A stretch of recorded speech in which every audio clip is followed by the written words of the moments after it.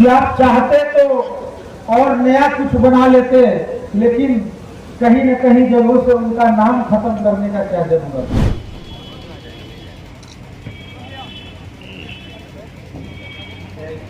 बहुत कम हुआ है। मैं अपनी तरफ से पूरे देश को एक सूत्र में बांधने वाले भारत के प्रथम गृह मंत्री सरदार वल्लभ भाई पटेल की जयंती पटेल सेना के द्वारा मनाया जा रहा है। इस आयोजन में मुख्य अतिथि के रूप में जन अधिकार युवा परिषद के प्रदेश अध्यक्ष राजू दानवीर पहुंचे। उनके साथ कई सारे गणमान्य लोग भी उपस्थित थे। इस दौरान राजू दानवीर ने कहा कि सरदार वल्लभ भाई पटेल ने पूरे देश के लिए अभूतपूर्व काम किया है। उनका काम आज भी सामने दिखाई देता है। उनके जैसा लौह पुरुष शायद ही इस धरती पर दोबारा जन्म लेगा। ये तमाम बातें कहने के दौरान वो ये कहते हैं कि मौजूदा सरकार में मोदी सरकार ने सरदार वल्लभ भाई पटेल का अपमान किया है। उनके द्वारा जितने भी काम किए गए हैं उसका सम्मान मोदी सरकार यानी कि केंद्र में बैठी बीजेपी की सरकार नहीं करती है। इसका जीता जागता उदाहरण गुजरात में देखने को मिलता है, जहां पर सरदार वल्लभ भाई पटेल की स्टेडियम को बदल दिया गया। वो स्टेडियम जिसका नाम पहले सरदार वल्लभ भाई पटेल था, लेकिन उस स्टेडियम को बदलकर नरेंद्र मोदी स्टेडियम नाम रखा गया है, जो कि सरदार वल्लभ भाई पटेल का अपमान करना है। नरेंद्र मोदी की सरकार ने कोई नया स्टेडियम बनवाया तो नहीं, बनवाना तो दूर की बात है, बल्कि बने बनाए स्टेडियम पर उसका नाम बदलकर नरेंद्र मोदी का नाम लिखवा दिया गया है, जो कि बेहद ही ज्यादा अपमानजनक है। ये तमाम बातें राजू दानवीर इस कार्यक्रम के दौरान कहते नजर आए हैं। आप सुनिए कि राजू दानवीर ने इस दौरान क्या कुछ कहा है। देश की एकता, अखंडता और संप्रभुता बचाने के लिए हमारे धरोहर प्रेरणा स्वरूप सरदार वल्लभ भाई पटेल जी ने अपना सब कुछ न्यौछावर कर दिया। आज वही एकता और संप्रभुता और अखंडता के लिए कई लोगों ने अपने को खुद को बेच दिया। ये बड़ी बात है। तो ये कहीं न कहीं हमारे देश में ही सब कुछ देखने को मिलती है। कुछ लोग उनके इतिहास को भी मिटाना चाहते हैं, और वो ऐसे शख्स हैं जो हमारे गार्जियन स्वरूप भीषण पटेल जी ने कहा के गए हैं कि वो किसी खास जाति में उनको बांटा नहीं जा सकता है। वो सबके आदर्श है, सबके प्रेरणा स्रोत है, और वो सबके धरोहर है। और हमें भी वो सबके लिए और सबकी बात रखने के लिए, और उनका जो सपना था एकता, अखंडता और संप्रभुता बचाने के लिए हम लोग को भी आगे आना चाहिए।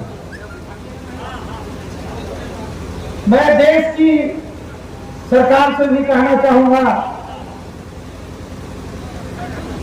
कि आप चाहते तो और नया कुछ बना लेते, लेकिन कहीं न कहीं जगहों से उनका नाम खत्म करने का क्या जरूरत था। आप लोग समझ रहे होंगे। तो वो कहीं न कहीं आपने किया कुछ अलग, बड़ा किया, हम मानते हैं, लेकिन उनके नाम पर अपना नाम या किसी और का नाम चढ़ाना, ये कहीं न कहीं मन में ठेस पहुंचता है। तो इन सबों को एक बार फिर से इसी आयोजन के माध्यम से हम लोग बहुत सारी बातों को जगा सकते हैं, अपने धरोहर को बचाए रख सकते हैं। क्योंकि यदि हम लोग नहीं जागे तो इतिहास के कई पन्ने मिट जाएंगे, और उसके बाद जाकर भी कोई हासिल नहीं होगा। बस अपनी वाणी को मैं समाप्त करता हूं। और पनोरमा ग्रुप, जो सोचता है वो करता है। धीरे धीरे से मेरी जिंदगी में आना, धीरे धीरे से दिल को चुराना।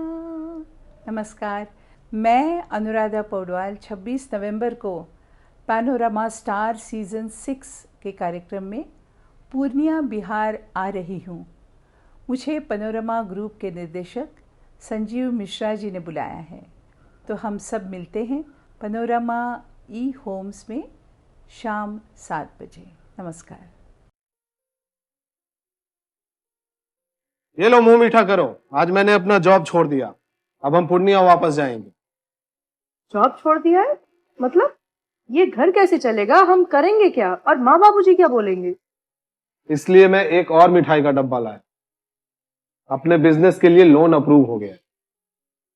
अरे लोन अप्रूव हो गया वो तो ठीक है, लेकिन पूर्णिया में हम रहेंगे कहाँ? अपना घर भी तो नहीं है वहाँ। इसलिए तो एक और मिठाई का डब्बा अलग से लाया हूं। हमने पूर्णिया में घर ले लिया है, पूर्णिया के ई होम्स पैनोरमा में।